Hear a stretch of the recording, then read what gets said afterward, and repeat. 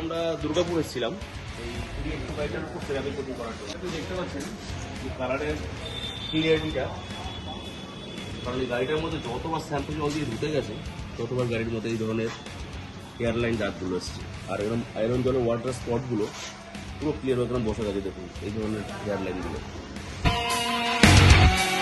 এগুলো রঙের উপর কোনো প্রোটেকশন না থাকলে পরে আপনি যখনই এর মধ্যে বুঝবেন তখনই গাড়িটার মধ্যে এই ধরনের এয়ারলাইন দাগগুলো আসবে।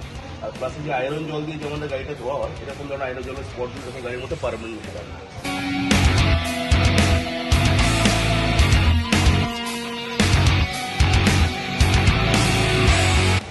গাড়িটা বডিটা মধ্যে দেবেন, কারণ আমরা সাধারণত গাড়ির মধ্যে কি হয়, গ্লাসগুলোর মধ্যে দেখা যায় যে আয়রন জলেরগুলো মানে হট ওয়াটারগুলো স্পটগুলো বসে বসে গাড়িটার মধ্যে কিরকম বাজে লাগে দেখতে। তো এইরকমই আপনার গাড়ির বডির মধ্যেও ওই হট ওয়াটারগুলো যখন পার্মানেন্ট হয়ে যায়, এরকম ধরনের রাস্তাগুলো যখন আসে গাড়িটার মধ্যে, এরকম জলের স্পটগুলো পার্মানেন্ট হয়ে যায়।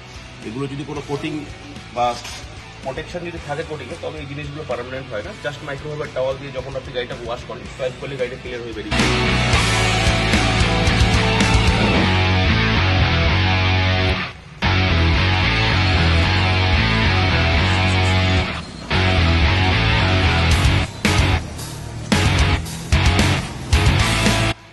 কাজের প্রসেস পুরো শেষ। তো এই গাড়িটা আমরা ফার্স্ট ওয়াক রাউন্ড দেখিয়েছিলাম, আজকে আমরা দুর্গাপুরে ছিলাম এই গাড়িটার উপর সেরামিক কোটিং করার জন্য। কারণ আমি প্রথমে যে গাড়িটা যখন ওয়াক রাউন্ড দেখিয়েছিলাম তখন আমি বলেছিলাম যে এই ব্লু কালার বা ব্ল্যাক কালার যে কোনো ডিপ কালারের উপর কোনো প্রোটেকশন না থাকলে পরে গাড়ির কালারটা ওইভাবেই ফেট হবে। তো এখন আমরা সমস্ত ক্লিয়ার করে তারপরে কোটিংয়ের প্রোটেকশনটা চাপিয়েছি। ইনি হচ্ছেন আমাদের স্যার। তো স্যারের বাড়িতেই আজকে এসেছিলাম এই গাড়িটা স্যারের কোটিং করার জন্য। তো স্যার আমাদের সার্ভিসটা কেমন লাগলো বলুন? না, অসম্ভব ভালো। যেভাবে আপনারা নিজেদের মতন করে কেয়ার করে যেভাবে করেন আর কি, দেখে খুবই ভালো লাগে।